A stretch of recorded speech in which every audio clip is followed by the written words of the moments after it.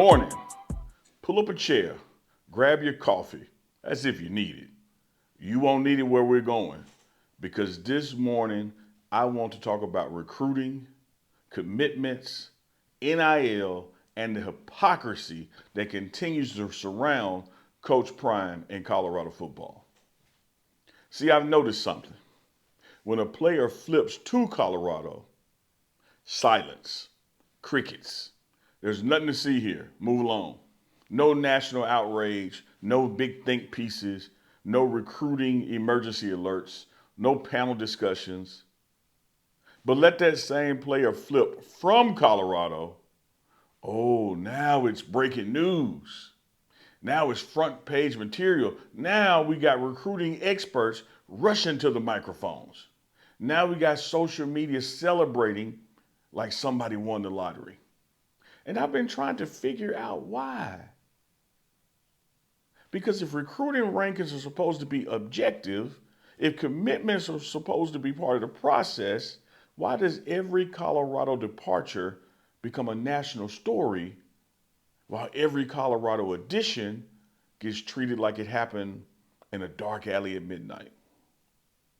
It's almost as if some folks are invested in a particular narrative. And I think we all know what that narrative is. Coach Prime cannot recruit. Colorado is falling apart. The experiment is over. We've been hearing the same song for 3 years now. And every year they have to find a new verse. Now let's talk about these recruiting rankings because somebody explained this to old Uncle Neely now. How does one player flipping suddenly invalidate an entire recruiting class? How does two players changing their minds suddenly mean the other, say, 19 commitments don't matter? And I'm serious when I ask this question, y'all.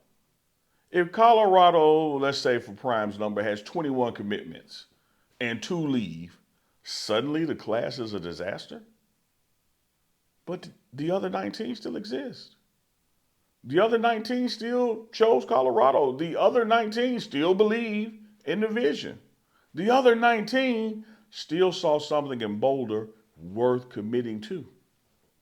Last time I checked, shout out to Nipsey Hussle, recruiting classes aren't judged by the players who left. They're judged by the players who signed, who stayed. And if your entire evaluation of a class changes because 1 or 2 teenagers changed their minds, maybe your evaluation wasn't very solid to begin with. Because let's face it, that's what we're talking about here. Teenagers. Teenagers making life decisions. Teenagers changing their minds. Teenagers get influenced by adults, including adults who are looking for a job. Teenagers hearing different voices. Teenagers chasing different opportunities. And that's not unique to Colorado or Coach Prime. That is recruiting in 2026 and beyond. But somehow when it happens to Colorado, it becomes proof of something bigger. And that brings me to the elephant in the room. NIL, aka the bag. The thing everybody knows exists, but nobody wants to discuss honestly. But on here, we're going to stop pretending. So let's stop pretending. College football doesn't operate like it did 10 years ago. The marketplace has changed. The rules have changed. The incentives have changed. And commitments have changed. Which leads me to a question I think the NCAA has got to address at some point. At what point should a commitment actually mean something? Now, before everybody loses their mind, take a moment and just hear me out. Because I'm not talking about taking opportunities away from kids. I'm not talking about trapping anybody. I'm not talking about creating some structure in a system that currently has none. Because explain this to me. If a player announces his commitment, he posts that graphic, he puts on that hat, he tells the world he's committed, why is he still taking official visits every weekend? Why is he still shopping himself around the country? Why is he still entertaining offers from everybody else? In what other area of life does that make sense? What are we teaching these young people? You can't get engaged on Saturday afternoon and then Friday through Sundays go out on dates with other people. At some point, a commitment has to mean commitment. Otherwise, let's just call it what it is: interest, preference, leaning, a favorite. But don't call it commitment if everybody understands it isn't actually binding to anything. Words should mean something. And right now, the word commitment has lost most all of its meaning in college football in recruiting. Now, here's where things can get really interesting. Talk to enough recruits, talk to enough parents, listen to enough stories, and you'll notice a pattern. They come to Boulder, Colorado, they love it. The facilities, the atmosphere, the mountains, the coaches, the vision, the relationships, and most importantly, Coach Prime. The kids leave excited. The parents leave excited. Everybody's posting pictures. Everybody's smiling. Everybody's talking about how different the experience was. Then they go home. A few days pass, maybe in a week passes, and suddenly things change. The excitement cools. The certainty disappears. The commitment wobbles. And I can't help but wonder, what happened? Because Boulder didn't change. The facilities didn't change. The coaches didn't change. The vision didn't change. The relationship didn't change. So what did? Well, I'll tell you what changed. The phone started ringing. The conversation started happening. The numbers started getting discussed. The offers got revisited. And the promises got bigger.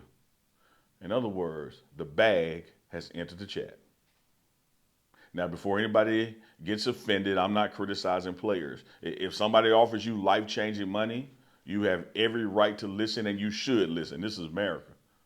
Make the best decision for yourself and your family. What I'm criticizing is the dishonesty of the process. Let's stop pretending decisions are always about development. Let's stop pretending decisions are always about relationships. Let's stop pretending decisions are always about fit. Sometimes it's about money. Sometimes it's even about the player's coach wanting a job in life. And that's okay. I'm just saying be honest about it. Because if we're going to live in the NIL era, let's at least tell the truth about the NIL era. And here's the funniest part. The same people criticizing Colorado for losing a recruit will turn around and celebrate another school for buying one. The same people calling Colorado unstable will praise another program for landing a flip. The same media members who suddenly become recruiting experts when Colorado loses somebody become accountants with amnesia when another school opens the vault. Ain't it funny how that works? At the end of the day, here's what I know. Coach Prime isn't selling mountains. He's not selling uniforms. He's not selling facilities. He's selling belief. He's selling opportunity. He's selling development. He's selling a vision. And every year, a whole lot of young men continue buying into that vision. And that's why Colorado continues recruiting at a high level. That's why players continue visiting Boulder. And that's why parents continue leaving impressed. And that's why every flip away gets treated like breaking news. Because some people need Colorado to fail more than Colorado is actually failing. And that's a problem for them. Not for Coach Prime, not for Colorado, and certainly not for the 19 young men who are still committed.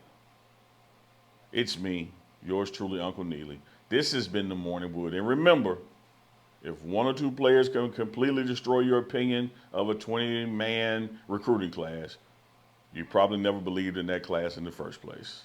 It's The Morning Wood, and as always, no coffee needed. Get up.